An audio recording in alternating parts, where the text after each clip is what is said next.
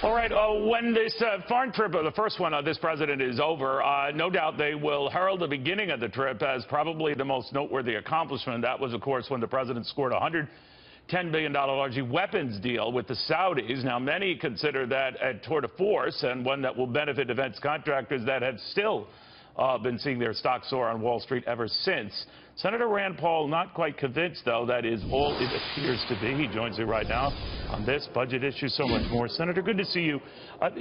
Explain to me what you didn't like about that deal. You know, my concern is what will the Saudis do with the weapons? For example, we know from Hillary Clinton's emails that were leaked, through WikiLeaks, we know that she was concerned that the Saudis were giving financial assistance and arms to ISIS and to other radical Islamic groups in Syria and around the world. We know from Bob Graham's investigation of 9/11 that there are many who imply and believe that Saudi Arabia might have had something to do with 9/11.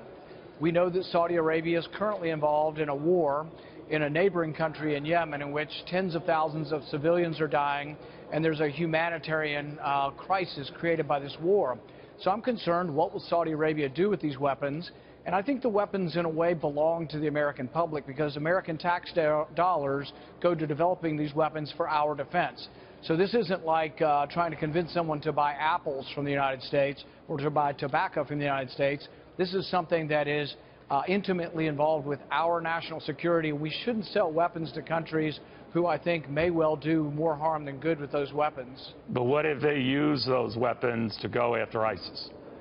Well, what if we know historically from the leaked emails from Hillary Clinton that they were using the weapons and giving them to ISIS? So I don't know that they're to be trusted. They have supported al-Nusra, they have supported al-Qaeda elements, they have supported ISIS in the Syrian civil war. Their concern is to promote their radical form of Islam, Wahhabism. And that is really a virus that is sort of spread throughout the world. It teaches hatred of America and intolerance. And I just don't think that's something that's in our best interest to support them. You know, earlier this morning, Senator, Speaker Paul Ryan said that he did not agree with President Trump that James Comey was a nut job. What about you? My concern with Comey was that I think he politicized the investigation into the Clinton camp. What she did with her private server and whether she breached national security. When you start having press conferences, it becomes more about the person and less about the investigation. And I think almost everybody in the country thought he did a bad job. The Democrats thought he indicted her publicly by saying she was guilty, but he didn't have enough evidence to prosecute her. Republicans thought, well, gosh, if she was so guilty of all this, why didn't he prosecute her? So really, I don't think anybody in the whole country was happy with the way he went about the Clinton investigation. From my personal point of view, I also thought the FBI let us down with the Orlando killing, the terrorist that shot up the nightclub in Orlando. I also thought that whenever there was an attack on our homeland, he sort of would not accept any responsibility for it, but he would come back and ask for more invasions of our privacy, more breakdown on encryption. All the things he was asking for was, give me more power, instead of how could the FBI do a better job at preventing terrorist acts. We've had a lot of stories, usually unsourced, as you pointed out in prior interviews, about the president trying to impede this Russian probe. Do you think he has tried to block, thwart, prevent anything having to do with this probe potentially leaking his campaign with the Russians?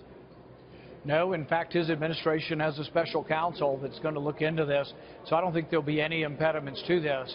But anything you've heard in the past, Senator, where he, again, this is coming from unnamed sources, the Washington Post and others saying that he was urging his top security folks to do what they could to make this FBI thing go away. You don't believe that? I wasn't in the room, but from the reports I've heard, the way I understand the conversation went down is he was probably annoyed saying, this is ridiculous, when are you going to be done with this stupid Russian thing? And the implication was he wanted it to be done. I think a lot of us want it to be done because we think that there is no there there. I mean, the best article I've seen in the last couple of weeks on this was Alan Dershowitz, who said, look, even if the Trump campaign spoke to the Russians about releasing things to WikiLeaks, there isn't a federal crime against that.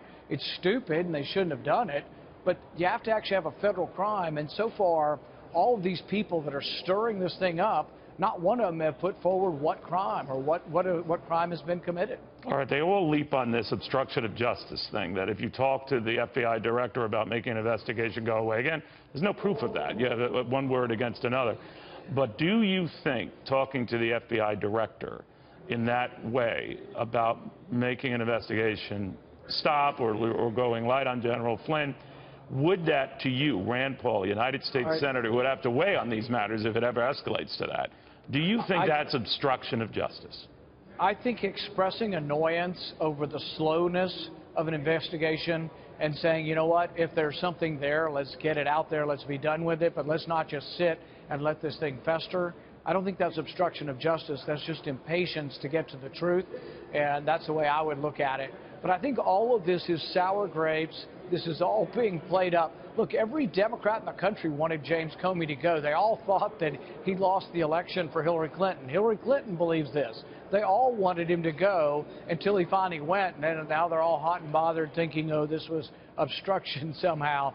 No, it's sour grapes over the election. We got to get beyond the election. So and what see if we could can get some account things for done. John McCain, Senator, saying this is on a scale of Watergate, or is that bad blood between the two? You know, McCain's had his own sort of personal disagreements with the president. I can't go there as far as what's involved with that adversarial relationship. But what I can say is that I've seen no evidence of a crime. If there is, I'll reevaluate the situation. But I think the sooner, the better we get this done with and get the investigation to its completion. I think really in the end, even though I wasn't a big fan of having a special counsel, at least now we can say, look, we have a law enforcement professional going to take care of it. Let's let it go where it's going to go, and let's not get too involved with politics here. Let's just see what happens. Senator, finally on the budget, it's been blasted by Democrats. That isn't too surprising. I think Chuck Schumer said it takes a cleaver to the middle class. What do you think? Some Republicans are afraid it's going to put them sort of behind the eight ball going into the midterm elections. What do you think? I think that when you look at the overall budget, the easier way to do is to say we're going to cut a little bit everywhere instead of a lot in some places and none in other places.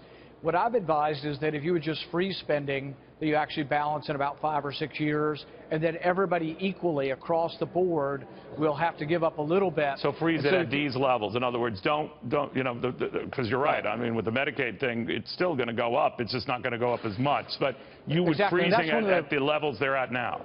That's one of the things that's been most misreported on Absolutely. Medicaid. They're like, oh, he's going to slash Medicaid. No, Medicaid's going to grow a little bit slower than it has been growing. You're right. In Washington, they call that a cut. It's an increase in spending for Medicaid, but it's at a slightly slower rate than Medicaid's been increasing. That is not a dramatic cut. That is what you have to do to preserve our country and not let us get swallowed up by the debt that's so enormous. But is it dead on arrival, as some of your own colleagues have said in your own party? Unfortunately, what happens around here is that the military hawks want more military spending, and then the initial budget shows some cuts to pay for it. But by the time it gets to Congress, they'll get the military spending and they'll get the domestic spending, and we'll just get a bigger debt. So my prediction is everybody gets everything they want, except for those of us who are concerned about the debt, and there'll be a much expansion of the debt under whatever comes out of Congress. Senator Rand Paul, thank you very much. Thank you.